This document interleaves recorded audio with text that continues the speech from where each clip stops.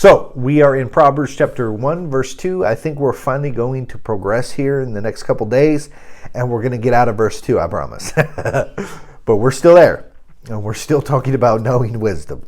So Proverbs chapter 1, verse 2 says this: to know wisdom and instruction, and to perceive the words of understanding. So we're talking about knowing wisdom, and knowing wisdom is knowing the things that are freely given to us by God. Now, I think within this, it's really important to understand the things that are not given to us by God, right? And that is in 2 Timothy 1:7, it says, "For God has not given us a spirit of fear, but of power and love and of a sound mind." And so, fear is not something that God has given us. That is wisdom. So we understand fully what is freely given to us by God, and we understand what is not. And so, and when we look out throughout the scriptures, we constantly see "fear not," right? "Fear not, little flock. It's the Father's good pleasure to give you the kingdom. Fear not, for I am with you. I will uphold you with the right hand of my righteousness. Be not dismayed," right? "Though the waters may flood," and all of this different stuff, fear not. And everything about the scripture in the Old Testament tells us not to fear. And so God has not given us a spirit of fear. And so here is wisdom, and that is fully grasping and understanding when I feel afraid that this is not somehow some emotion that is given to me by God. Now, fear is a normal response. We are biologically, of course, created that way.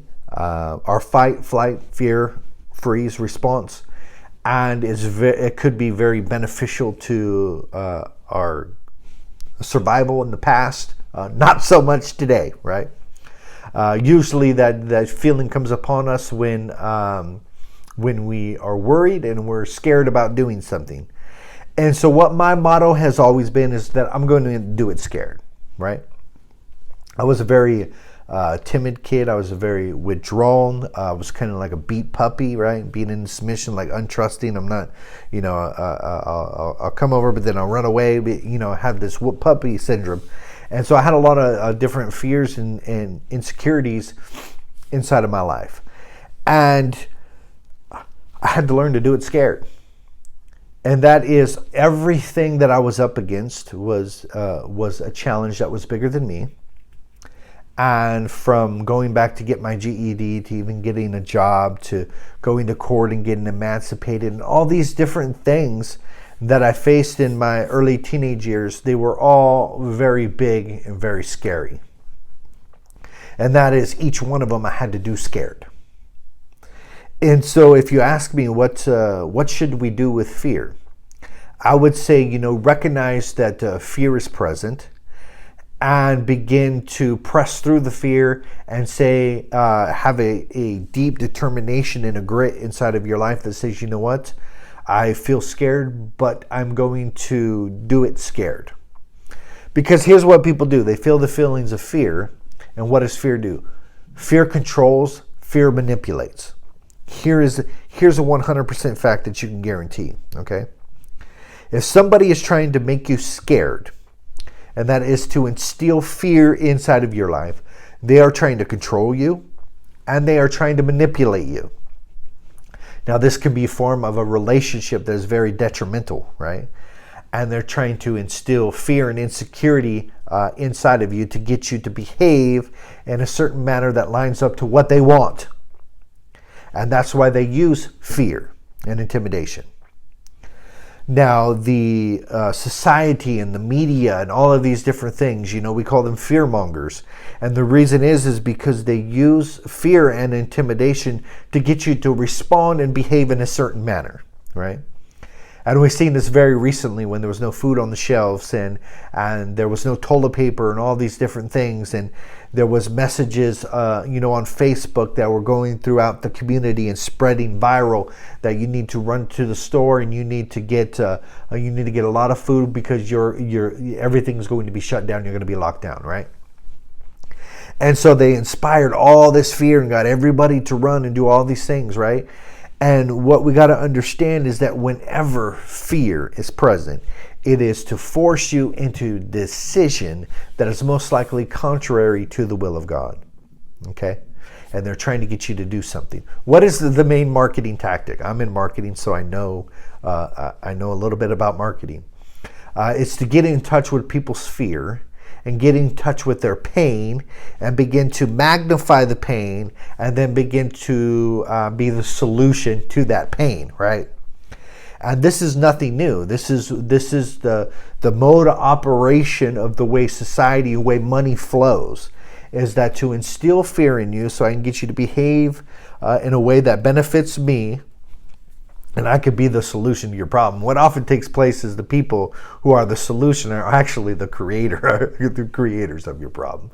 So moving on, the spirit of fear is not from God, and it comes to motivate you to do and behave in a manner that is contrary to the will of God. Okay? So to be timid, that is to lack courage and self-confidence. Now think about that for a minute. If to be timid and to have fear is to lack courage and self-confidence, when have you ever seen God exhort men in the Bible to behave in such manner, right? In fact, he saw Elijah, he saw Joshua, he saw Moses, he saw, all these different characters inside the Bible that were in that state of lacking courage. They were in that state of lacking confidence, and he came and he built them up and he encouraged them and he said, you know what? Be of good courage. Right? I am your God. I will strengthen you and I will uphold you, and all these different things that he came with a message of hope and encouragement to build them up so they can face the obstacles that were in their way. But never have you seen a man of God come up against the obstacle and God comes to him to steal his courage and to take it away, and to so he can lack the boldness and the determination to do something great, right? That's just not something God does. So understand this, is that obstacles are going to come your way. Inside of this recovery journey, there's one thing that is absolute, and that is obstacles. You are going to face challenge. You're going to face difficulties, and there's going to come feelings of fear, and you might get intimidated by something inside of a relationship that you need to discuss, and you need to be open about something, or you need to make restitution and make things right with somebody. And there's going to come situations that come in your life that are going to be scary. It might be getting real with another human being and talking about the nature of your defects of character and the pain and the consequences that they have caused your life. These things could be very scary. But the reality is this, is that God will never take courage away from you, but he says this: be of good courage, have boldness, and have determination. Okay? That is an awesome reality. So fear creates dread. And the best way to understand this is that God pulled the children of Israel out of Egypt, and that is symbolic of us coming out of addiction, coming out of bondage, coming out of the chains, right? Coming out of being a slave to sin. And he takes us on this journey, and that journey is supposed to take us to the promised land, right? And so on the way in the path, they begin to grumble, they begin to fall, they begin to complain, they begin to say, why, God, have you delivered us from Egypt to bring us out in the wilderness, and we're just going to die, right? And then they begin to see the enemy, and the enemy begin to get big inside of their heart, inside of their mind, and they begin to view themselves as grasshoppers. And that is very small, very insignificant. And what begins to happen because of their point of view and their perception of themselves, what begins to happen is the courage begin to fade away, right? And dread begin to fill their hearts. And that unbelief kept them stuck in that state and condition, and kept them from experiencing the abundant life and the promised land that was given to them. All they had to do is begin to have faith and begin to walk inside of that. And so fear causes dread, and it keeps us stuck, and it keeps us from making forward progress. So God has not given us a spirit of fear, but he has given us, Remember, once again, wisdom is knowing the things that are freely given to us by God. And this is power, love, and a sound mind. Now, power is this ability of God. It is his abundance. It is his power and his force, right?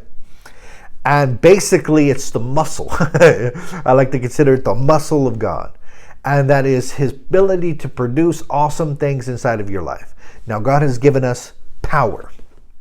And this word comes from dunamis. It's where we get our word dynamite. And this is the explosive power. But what it all comes down to is the ability to be able. And that is the ability to be able to walk in this recovery journey. Now, I want you to think of what your life, what your frame would look like. That is your family, faith, fitness, and finances.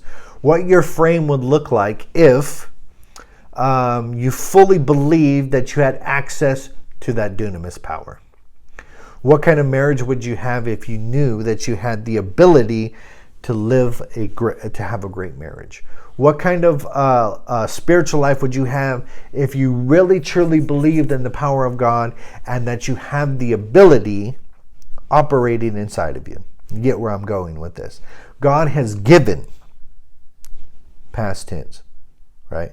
He has not given us a spirit of fear, but he has given us a spirit of power, of love, and of a sound mind.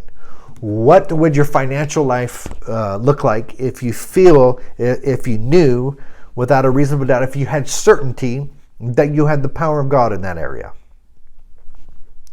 Great, right? No longer in lack, no longer struggling. And so this is the reality of this power, is that is meant to be in each area of our life. That dunamis power operating inside of our marriage, inside of our relationships, inside of our mental, our paradigms, our belief systems, our heart, and inside of our body, and inside of our finances. Love. He has given us love. Now, love is an attachment. Love is a devotion. But ultimately, love is God. And the Bible says that love is God. Now, it's not that God has a little bit of love, though God does, still love the world that he gave. But his ultimate characteristic of who he is love. If you were to define God, God is love.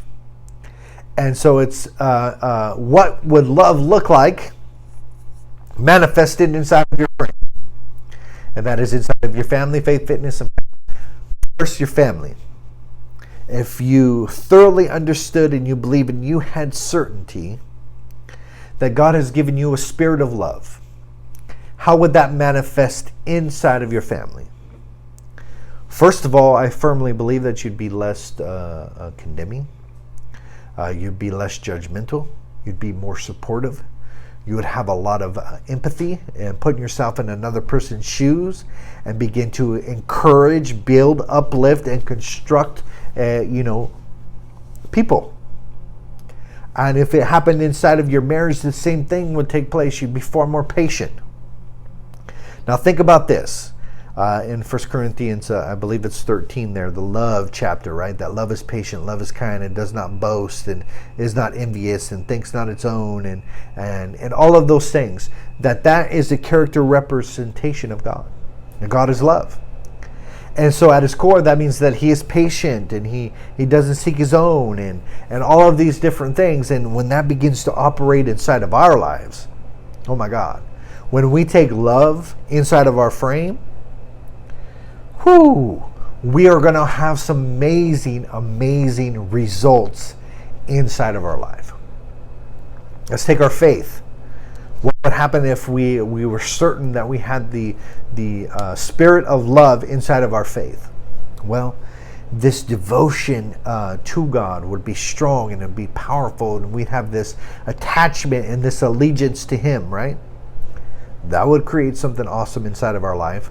And also we would have this love for ourselves, that we begin to take care of ourselves mentally and spiritually and emotionally and relationally. And we begin to allow ourselves to begin to have our needs met so we can begin to live in a holistic fashion, because we would begin to love ourselves. And lastly, of course, we would begin to love others.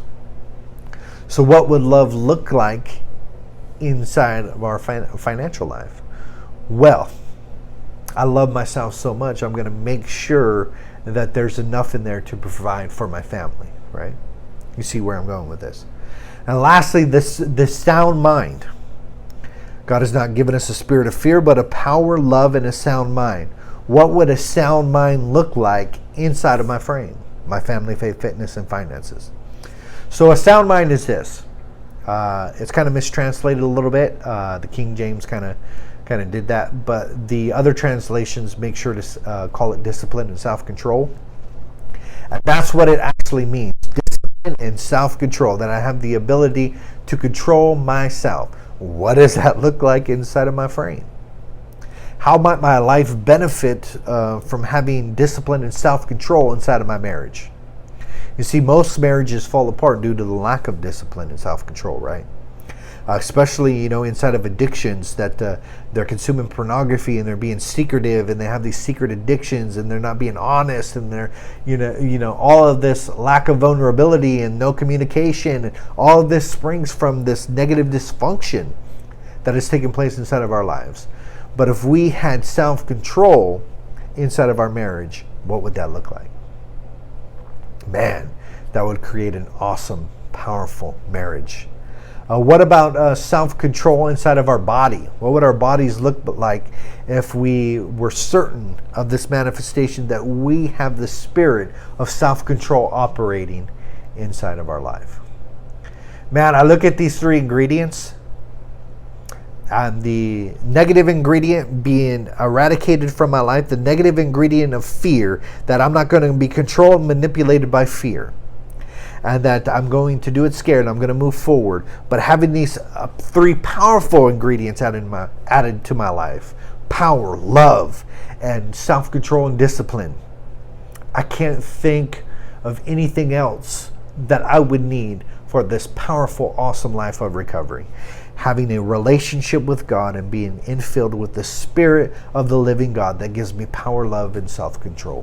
What else do we need for success? That's powerful, brothers. Powerful. I'll see you soon. Peace.